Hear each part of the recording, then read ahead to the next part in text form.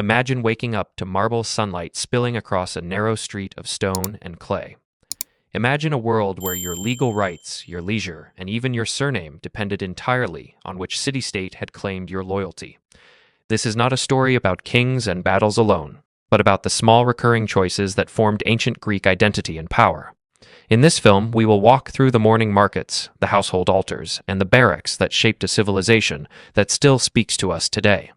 Greece was not a single nation, but a mosaic of fiercely independent city-states called polis.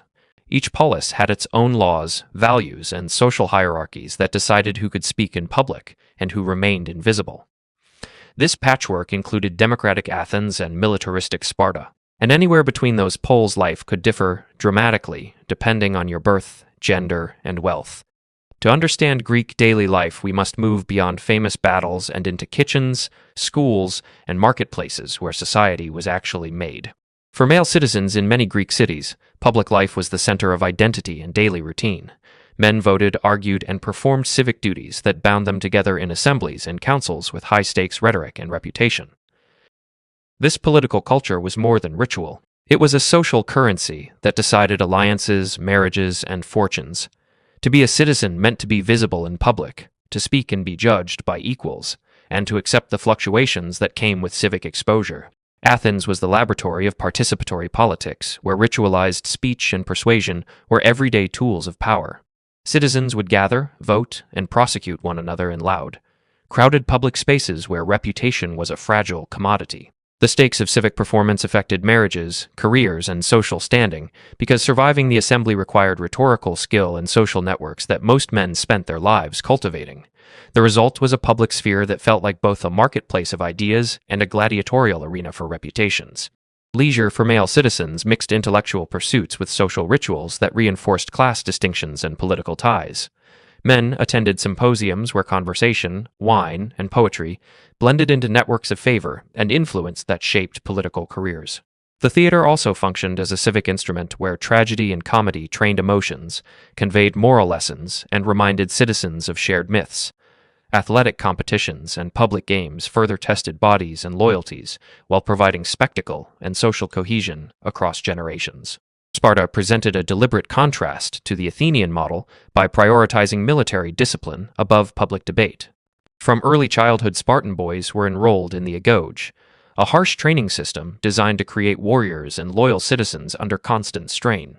This militarized upbringing made Spartan men different in temperament and daily routine, as honor, endurance, and communal austerity replaced individual political performance. The result was a society in which the needs of the state and the stability of the warrior class dictated social life and personal sacrifices.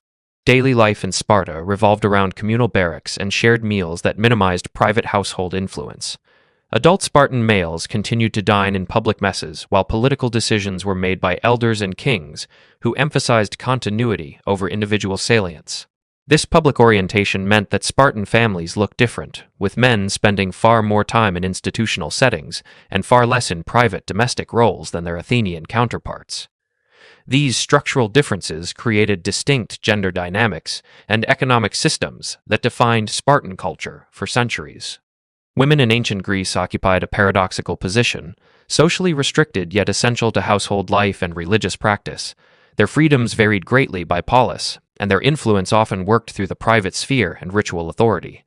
This constrained public platform did not make women invisible, because their management of families, property, and cults quietly structured daily life. To understand Greek society, we must read between public records and household arrangements to see how women sustained communities and cultural continuity. Athenian women had very limited public rights and were largely confined to managing households, raising children, and guarding family honor within domestic walls. They supervised slaves, arranged dowries, and maintained the household shrines that connected family to the gods. Despite legal restrictions, Athenian women wielded influence through informal networks and religious roles that allowed them to shape marriages, alliances, and family fortunes. Their daily labor and ritual guardianship were indispensable to the polis, even when official records minimized those contributions. Spartan women, by contrast, enjoyed comparatively greater freedoms, property rights, and social visibility than many of their Greek contemporaries. Spartan households required strong women who could manage family estates, while men served in military roles for long periods. This relative autonomy allowed Spartan women to own land and speak publicly in ways that surprised many ancient observers. Their prominence at home translated into social power that affected marriage patterns, economics, and the very fabric of Spartan society. Marriage in ancient Greece was a social contract shaped by dowries, alliances, and expectations more than romantic love for most families. Fathers negotiated marriages as strategic investments, and household alliances could determine economic survival and political ties across generations. Children were central to household security and identity, and the management of lineage connected family life to public legitimacy. The rituals of marriage, birth, and naming ceremonies reinforced social bonds that outlasted individual lifespans. Housing in Greek cities reflected social status, family priorities, and climatic needs through compact designs centered on courtyards and multi-purpose rooms. Houses often focused inward, protecting women and children while offering private spaces for ritual activity and domestic labor. Materials were locally sourced with clay, stone, and wooden beams, shaping the visual character of neighborhoods that smelled of cooking smoke and clay.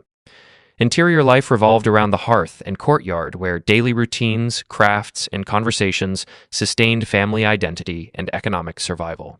The household economy depended on small-scale agriculture, craft production, and a labor force that often included slaves performing backbreaking and skilled work. Food preparation, textile production, and storage were daily practical rituals that ensured survival and market participation. Every kitchen, storeroom, and workshop formed part of a larger economic network that linked families to markets, temples, and patrons. These domestic routines were the invisible labor that kept city-states functioning and allowed citizens time for public affairs. Slavery was not an occasional feature, but the structural foundation of ancient Greek economies and daily life. Slaves performed a wide range of tasks from intimate household chores to brutal industrial labor in mines and quarries.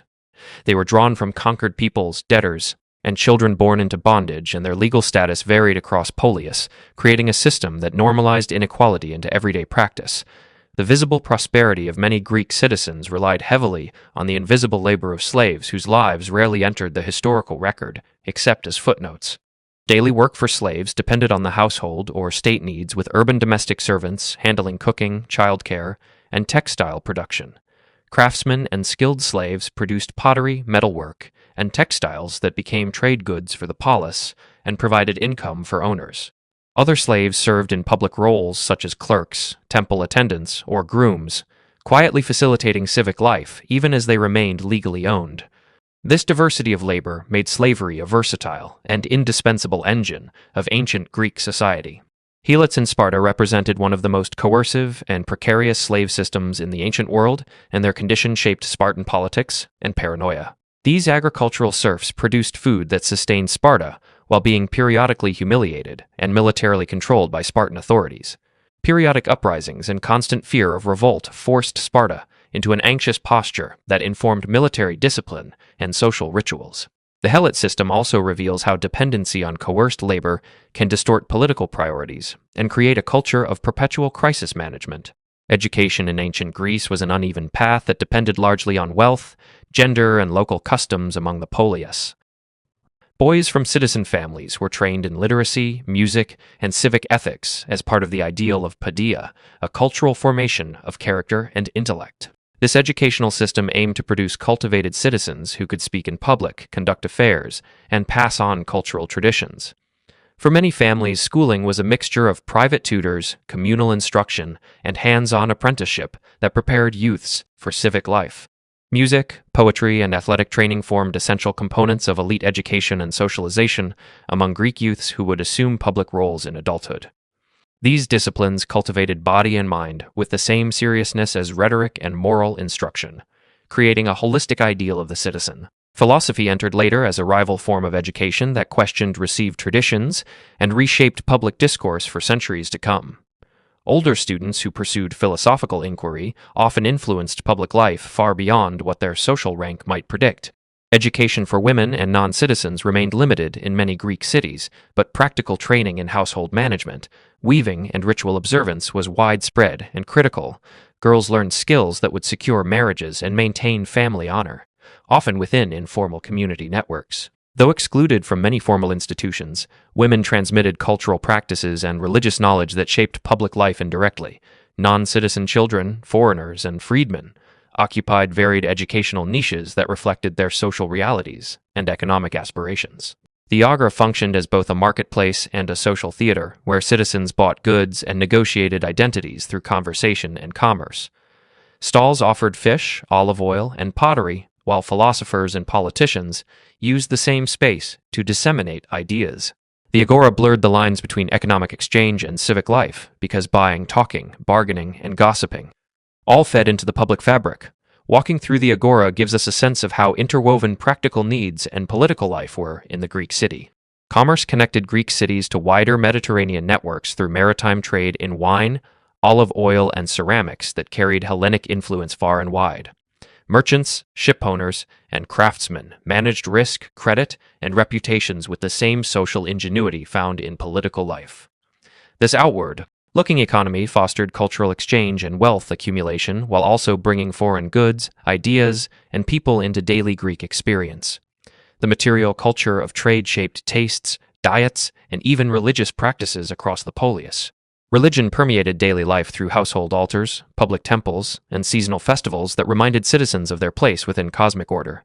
Private rituals and communal sacrifices connected people to gods who were thought to intervene in domestic fortunes and political outcomes. Priests, priestesses, and ordinary families performed rites that marked transitions, secured favor, and maintained social cohesion across generations. Religion in Greek life was not separate from politics or economics, but an integrated logic that made sense of risk, misfortune, and success. Festivals like the Panathenea and the Dionysia transformed roads, theaters, and sanctuaries into stages of civic identity and competitive display. Citizens participated in processions, athletic contests, and dramatic competitions that affirmed shared myths and political alignments. These public spectacles were both religious observance and social theater that revealed tensions, celebrated achievements, and allowed communities to negotiate values. The energy of festival life brought citizens together in a ritualized reminder that individual fortunes were always bound to collective destiny. Public spectacle also served as a mechanism for moral education, catharsis, and political signaling by dramatizing communal fears and aspirations in sweeping narratives. Theater crowds judged playwrights, actors, and civic leaders alike, turning entertainment into a social barometer that shaped public sentiment. This interplay between culture and politics is why Greek drama remains so resonant, because public performance did not just reflect society, but actively helped to shape and contest it. The theater was a forum for debate in costume, where emotion and reason were taught side by side. Law and justice were performed publicly with juries, litigants, and dramatic speeches that could determine life trajectories in single afternoons. Courts functioned as extensions of the agora, where rhetorical skill and social alliances weighed as heavily as formal law. Ostracism and public penalties demonstrated how civic mechanisms could channel conflict without always resorting to violence. This high-stakes public justice system reinforced norms while giving citizens the illusion, and sometimes the reality of control over political life. Cultural life in ancient Greece produced ideas and artworks that calibrated civic identity and individual aspiration across generations. Philosophers, poets, and artists engaged everyday audiences with concepts that emerged from civic debates, ritual life, and educational institutions. This cultural production created a feedback loop where everyday practices inspired intellectual inquiry that in turn reshaped social norms. The result was a durable legacy of thought and aesthetics that would travel centuries beyond the physical limits of the Greek world. Daily rhythms among Greeks varied with the seasons, social class, and civic calendar, but retained a recognizable structure from sunrise to evening rituals around the hearth. Diet centered on bread, olives, and wine, while seasonal festivals and markets punctuated routine work with communal obligations. Sleep, labor, leisure, and worship were woven together in a pattern that made public and private life mutually dependent. This rhythm shaped expectations about honor, duty, and pleasure that young people absorbed as normal and natural. The legacy of Greek daily life is visible in modern politics, education, and cultural institutions that still value rhetoric, civic debate, and the arts. Greek innovations in law, public space, and pedagogy offered models that later societies adapted and contested across centuries. At the same time, the exclusions and inequalities normalized in Greek daily life are reminders that cultural achievements can coexist with systemic injustice. Studying how ordinary Greeks lived forces us to reckon with both the brilliance and the blind spots of a civilization that continues to shape modern imagination. Understanding daily life in ancient Greece requires attention to both the dazzling public spectacles and the hidden labor beneath them that sustained civic life. Citizens debated and voted, women managed households and cults, while slaves performed the indispensable work that made visible prosperity possible.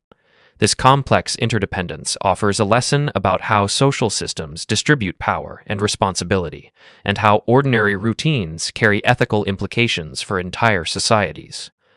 The Greek world invites reflection on the ways that culture, economy, and politics are braided into everyday practices.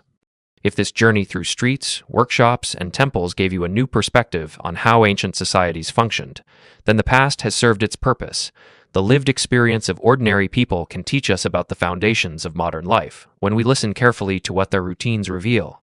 History is not only about great men and battles, but about the quiet, repeated choices that make cultures possible and fragile. If this gave you a new perspective, hit subscribe and bring a friend next time we walk through history together.